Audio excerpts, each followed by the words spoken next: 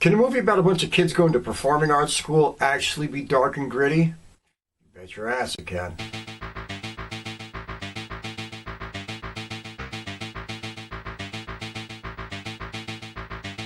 Okay, everybody, this is not Glee, so don't get it confused. We're going all the way back today to 1980 to take a look at a really solid, well, I don't want to tell you too much about what I think about it. We'll get to that point. We're talking about Fame. But before we go any further, before we dig into this gem anymore, once and again, to the trailer. This is no Mickey Mouse school. You're not getting off easy because you're talented. You work twice as hard. Now, I don't care how well you dance or how cute you are or how many colored tutus you have. If you don't give your academic subjects equal time, you're out. For Coco, it's the stardom. For Ralph, it's a chance. For Leroy, it's survival. For Lisa, it's the dance. Bruno, this is our big chance, man. Don't you want success? They've got nothing in common but a dream. So you want to be an actor, huh? Yeah, sure I want to be an actor. Judy. A dream that one day, the whole world will know their name. Because I'm gonna be a dancer. A good dancer. You know who says so? Me. A dream of fame. I'm gonna live forever. Baby, remember my name. Fame. It's the dream of instant success. I'll have $20,000 a week. I'll have a hit TV series. I'll have my face on the cover of TV Guide. And the constant reminder of failure. I don't think you'll ever be good enough, Lisa. But I don't know what I'll do if I can't dance. When I'm down and feeling blue. It's dedication Dance is not a way of getting through school. It's a way of life. and frustration. It's stage fright Memories. and opening nights. Kids are into sex a lot earlier in the South Bronx. Like about 6 a.m. If I ask you to hold me tight It's love. through a cold, dark night. It's pain. All anyone ever promised you was 7 classes a day and a hot lunch. It's contagious. You want to know what's happened to me, man? Success, all right? Now you either hang on or you hang up. It's outrageous. It'll change your name. I'm becoming an actress. But I want you to be the Doris that I know. It'll change your life. I'll pay my dues on the West Coast. Come back to New York as a star. If they've really got what it takes, it's gonna take everything they've got.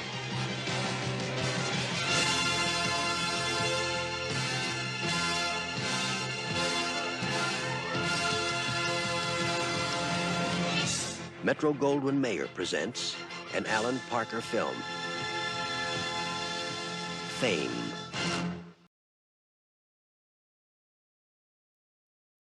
All right, this motion picture was directed by Alan Parker. He did some shit you're going to recognize, folks. Let's go. We're talking Midnight Express. We're talking Bugsy Malone, and you all know I love that movie. And Pink Floyd's The Wall, you've all seen it or probably should have. And Angel Heart, and Mississippi Burning, and Evita, and Shoot the Moon, and The Commitments. So, he's got a good track record, did some shit you've heard of, did some stuff that's kind of legendary. Actually, you know what you're getting. Here we go.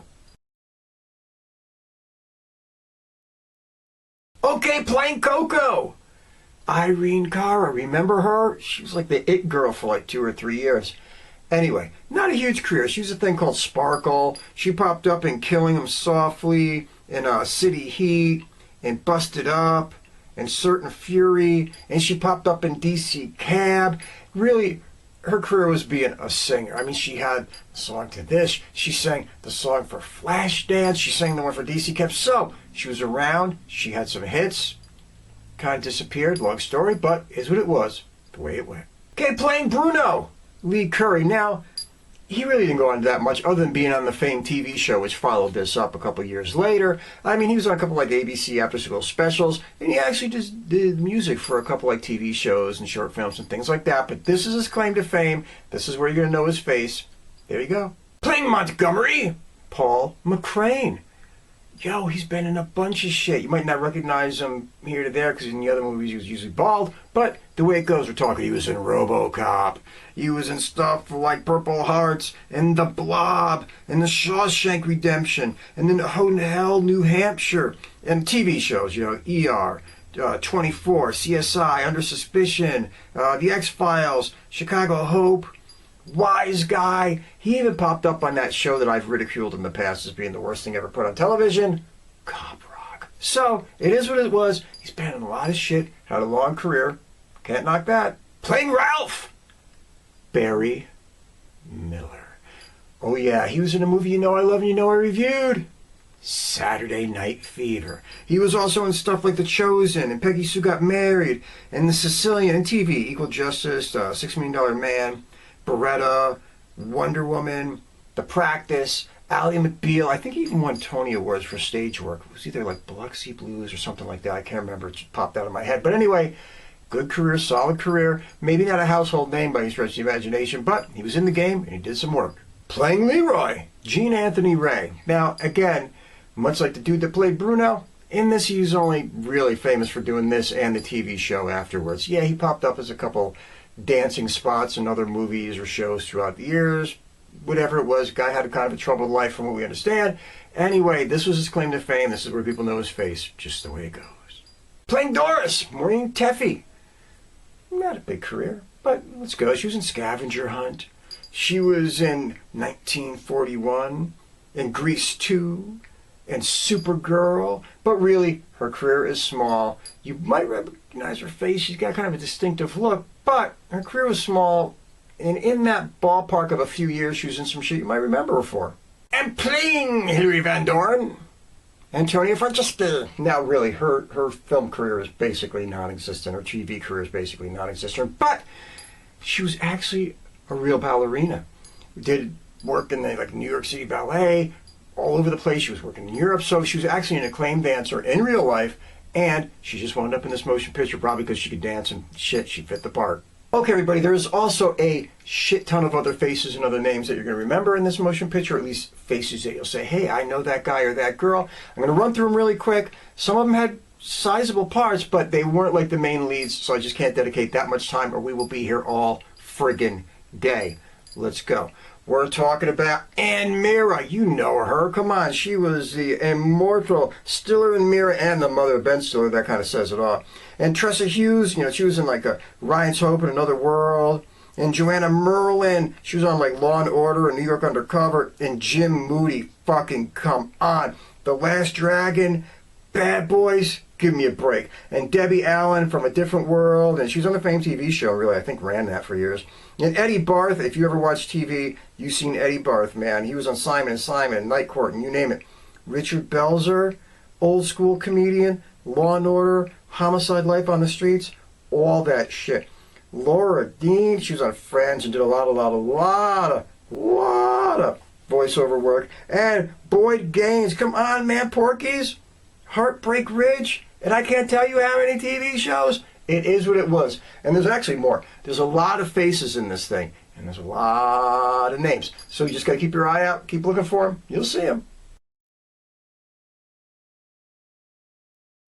Okay, everybody, I'm going to try to do this in 90 seconds or less. So keep it short, keep it fast, keep it entertaining, keep it moving, and so we can get to where we'd much rather be, the summation. Now, this movie is really confusing and complicated to lay out. Let me put it that way, simply because there's so many overlapping stories and so much going on at one point. You have stories intermingling, overlapping, going one way, going the other, coming together because you have so many different lead characters that you're following. None of them is really predominant over the other. They're all given an equal basis, which means there's a lot to take in and a lot to keep track of.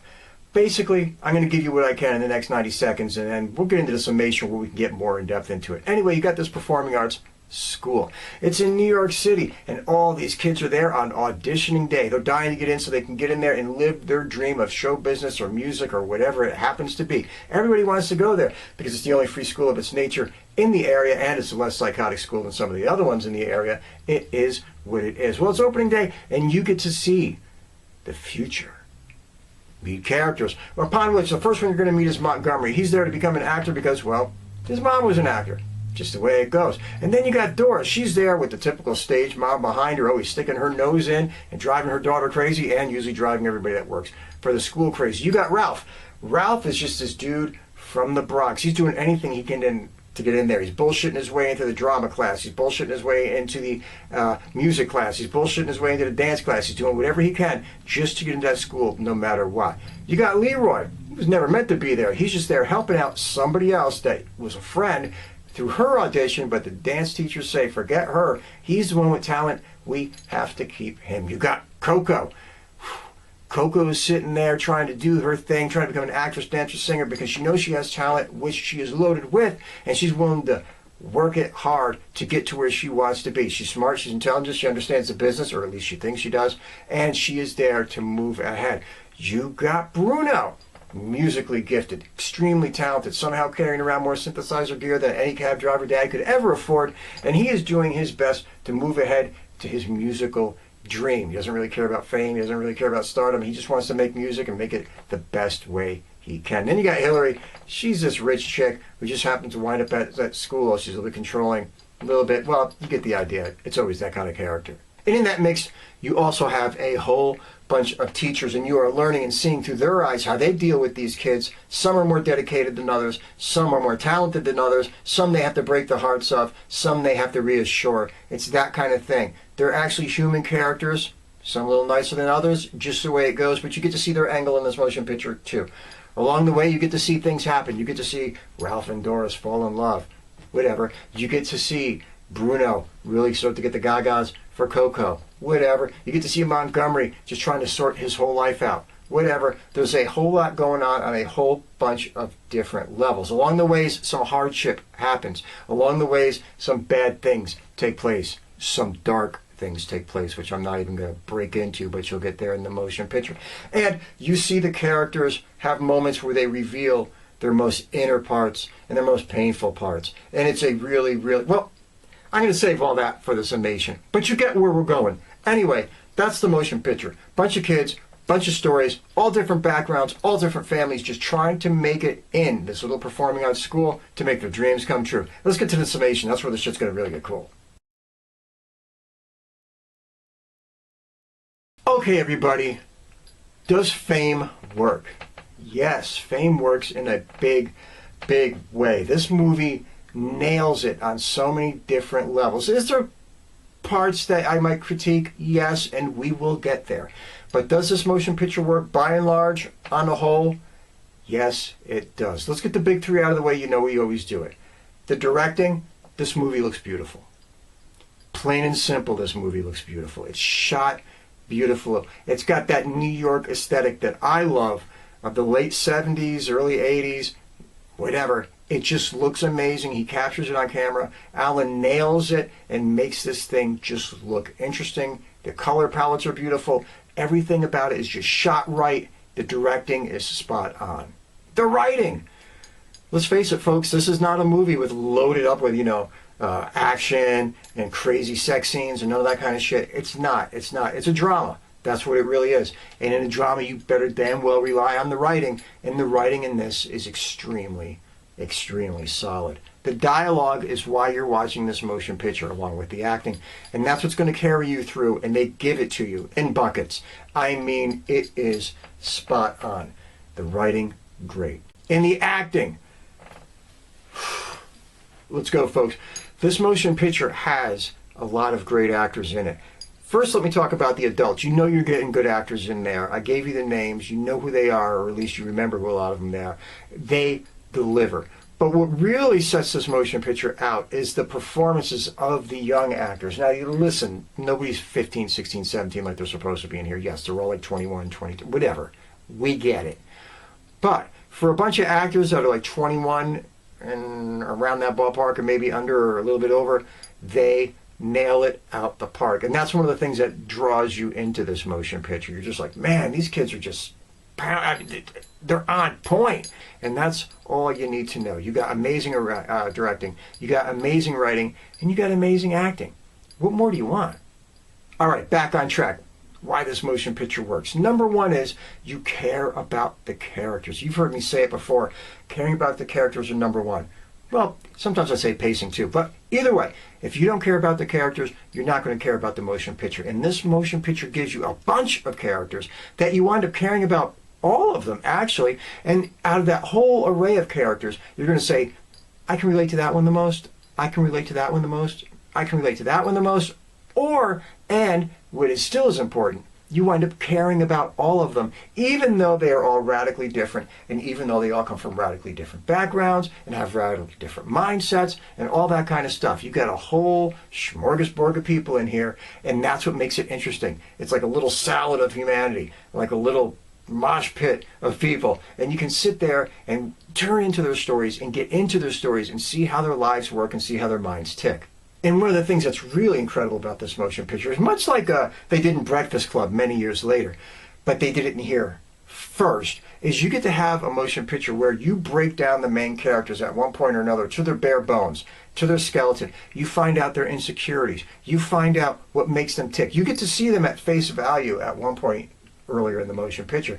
But as the motion picture progresses, all those peels of the onion are removed, and you get to see these people for who they are underneath, inside, what makes them tick, what makes them not tick. You get to find out what their inner core is, where their demons come from, what broke them at one point or another. And that is all very interesting, very cool storytelling that is usually part of any great drama that you might go and see. You have to take away the superficial to get to the meat of the bones of the matter, what matters, and this motion picture delivers that, and all these young actors hit you with acting jobs right in the face that is just literally awesome to watch, engaging, pulls you in, and you can't wait to hear and see what happens next in their lives and how the story unfolds. Also, I said it before, this is not a happy little glee goofball motion picture. It's nothing like that. This is a dark, gritty New York City motion picture. This falls right in there when you want to talk about harsh subject matter with movies like, Saturday Night Fever or something like that. This is right in there. This is not sunshine and rainbows. This is not a bunch of kids just singing and laughing and having fun and, oh, isn't this wonderful, our dreams are coming true.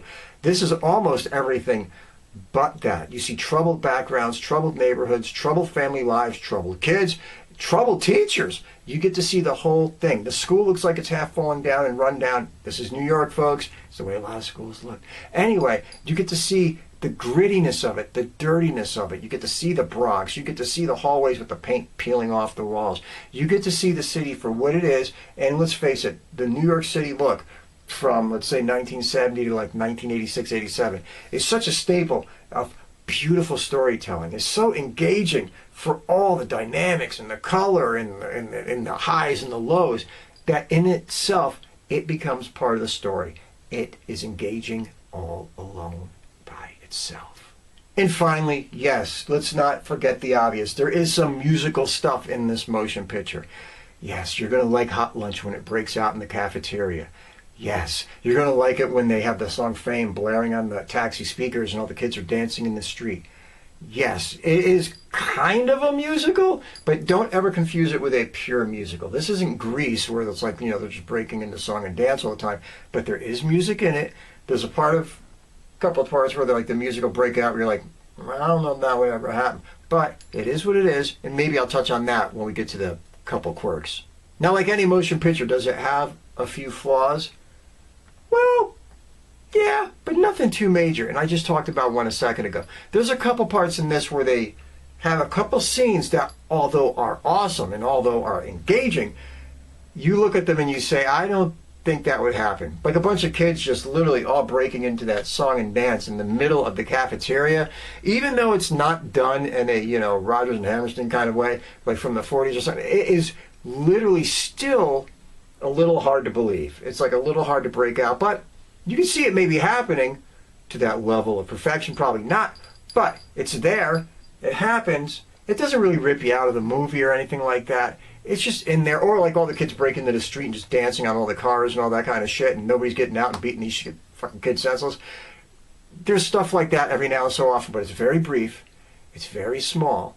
And it doesn't really pull you out of the motion picture or anything like that. So all that kind of shit. Don't worry about it. Don't think you're going to see a musical or anything like that. It's like, did the dance scenes fucking ruin Saturday Night Fever? No. The musical scenes won't ruin this. So there you go. Also, this motion picture has like a 2-hour and 20-minute runtime. It's not the fastest moving picture you will ever sit through. It's not the longest. It moves at a decent clip, but it is definitely a drama that doesn't really have a lot of stuff spicing it up and moving it along too quickly. I mean, if you can deal with movies like Kramer versus Kramer and the pacing and something like that, or Injustice for All, this motion picture falls into that ballpark. It's going to move along at that clip, and you're going to get that kind of a vibe from it. It's one of those movies that has a deliberate pace. Not a quick one, but a deliberate one. It's not bad. Anyway, get out there and watch Fame. And keep in mind as you watch this motion picture, this is a gritty motion picture. Bad things happen. You know, Ralph's little sister gets attacked. You know, she's just a child, gets attacked by some freaking crackhead. They don't show it, but it's still horrible and implicating. And then, you know, Coco has things happen to her where she gets used and abused by this sleazy filmmaker. She thinks she's going to go be a star, and he's just some flesh-peddling merchant. And it's heartbreaking, and it's crushing, and it's fucking disturbing to see no matter any way you look at it. It's just rough to watch, and it's captured in a way that punches you in the face and makes you see how rough it is. And it's disturbing. So please, remember, this is a motion picture that is rated R for a reason. Don't grab all the little kids and say, oh, we're going to go see something Glee with a little edge. Bullshit. This is for adults. Leave the kids out of it. It is a good motion picture. It is a dark motion picture. It is an adult motion picture. Just remember that. Anyway, everybody, be good. Take care. Stay out of trouble. Be kind to a stranger. Always be there for a friend.